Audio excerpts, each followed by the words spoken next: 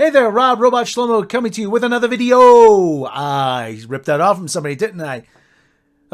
It seems as though John Madden hasn't been passed away more than 24 hours. We have already people trying to exploit his legacy for personal aggrandizement.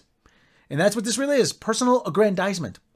I like using that word. I don't use that word very often, but I'm using it here. Shout out to John F. Trent from Bounding into Comics for this. Dallas college professor spits on John Madden's grave, claims Madden video game dehumanized black athletes. Andrew McGregor, a history professor at Dallas College, so not even a big-time college. Maybe that's why he's so angry. Decided to target John Madden following his legacy and death at the age of 85. Associated Press reported that Hall of Fame coach broadcaster died unexpectedly, but did not provide a cause of death. You know what? When I was growing up in the late 70s, early 80s, John Madden was the voice of the NFL. The NFL and CBS. All the big games, John Madden and Pat Summerall called.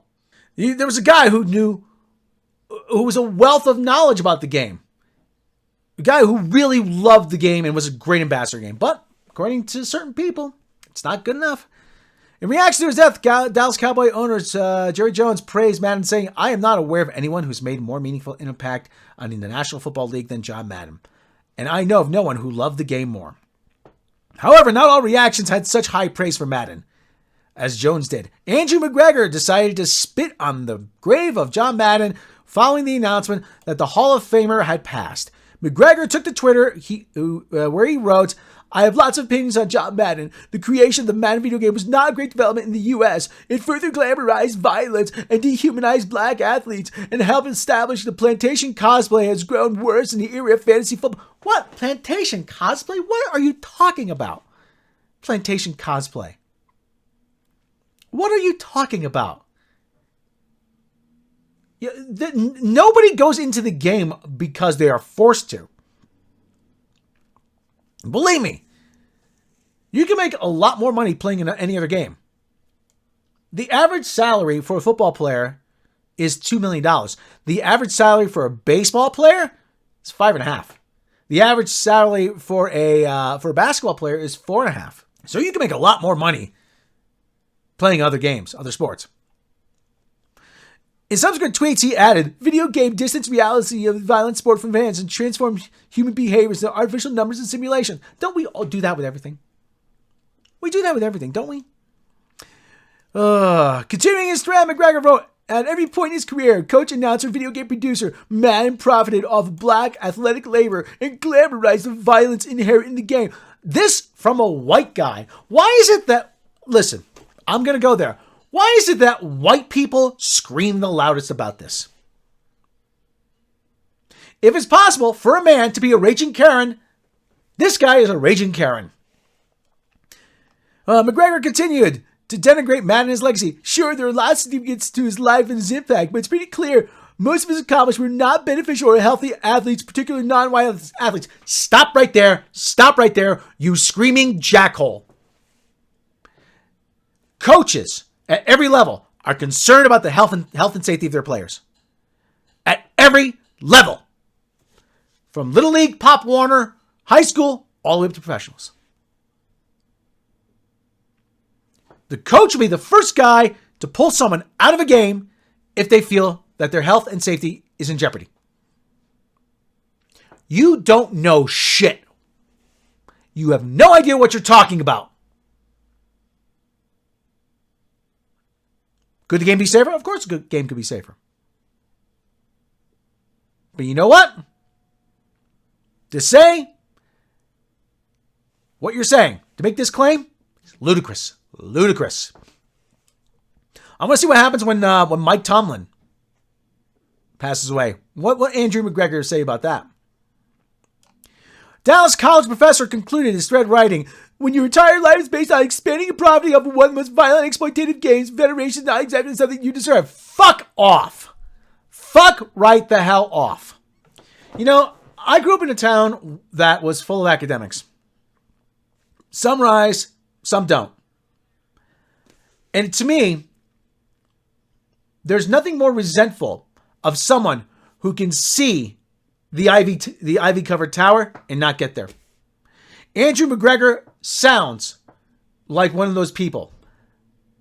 He sounds like one of those people. He's stuck at some dinky little college, in my opinion, mind you, that they're stuck at some dinky little college, and now he's going to do anything to try to rise to the level of his peers, or of his so-called peers, the people that won't probably give him the time of day. You have people like him who probably, I guarantee you, this guy has a book coming out that he's trying to promote. This is self-promotion, self-aggrandizement, and he's climbing over the back of the recently passed John Madden to get attention. McGregor would go on to justify his disgusting behavior in a number of replies. In one response, he wrote, "He sold his name for $150 million. That makes him more than complicit in violent criminalization." Keep just going on. Video games. Listen, as I've said before, sports is the great equalizer. I've said this before millions of times in the past, and I'll continue saying now. To make this claim, Madden was the symbol of this and team with his mega role magnified more than other games and titles. It's part of the rise of the NFL, which we have long known to be horrible for health and complicit in white supremacy. There it is. This guy doesn't know jack shit. Sports is the great equalizer. Sports is based on merit, based on ability. Do you think a coach cares about what color somebody's skin is? Whether they're Hispanic, white, Asian, black, whatever? No. All they care about is this guy going to help me win? That's all. Hey, can you run for a touchdown? Yeah, okay, you're in the game. That's all they care about. It is the great equalizer, and we should all be as such. So he's gotten some pushback here. Brian Rosenwald. This is where we diverge. I think to blame everyone who popularized the NFL being complicit in white supremacy, in my honest opinion, distorts the meaning of the term, especially because the popularization of the game and the video game led to the explosion in revenue that addressed. One of the biggest, most shameful elements, namely how many guys affected a poor, struggling. Yeah, that's true. A lot of guys spent their money. A lot of guys spent their money foolishly. The NFL's trying to make amends for that. Just because they're getting paid doesn't mean they're not still participating in an exploitative system. Well, you know what? Maybe you're participating in an exploitative system. You're putting this on social media. You're exploiting a personal tragedy for the Madden family. For your own self-aggrandizement. Ever think of that? Looks like that's what's going on to me, in my opinion. So maybe the problem here isn't John Madden. Maybe the problem is a jackass like Andrew McGregor, who's a jackass in my opinion. And I guarantee you, this guy has a book or something coming out. Guarantee you. I almost lay even money on it. And he goes on, he brings up Kurt Flood, very critical of video games, fantasy sports. It sounds like someone who's not good at it. Someone who wasn't allowed to play it. They're at the heart of my critique of Madden because he symbolizes the rise to prominence and how fans now relate to the game in issues of race, labor, consumption through the prism of roster management control. Where? Obviously, video game and fantasy sports are wildly popular, and few people like to think critically about how they relate to race, labor. You know why? You know why?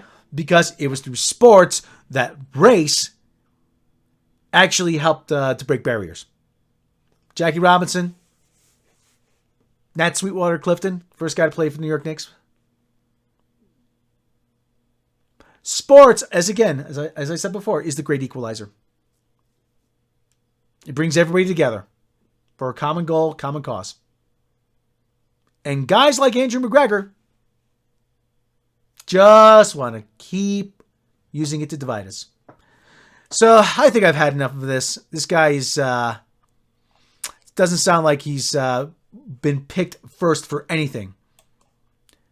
There's guys like this, these intellectuals, and they like to think what they're doing is relevant, but it's really not. Again, it sounds like a guy who wants to ascend in academia, but he's stuck babysitting people somewhere, Dallas College, which is probably the equivalent of the 13th grade. Anyway, Rob Robot Shlomo here. Coming at you from the Shlomotorium. We'll catch you next time.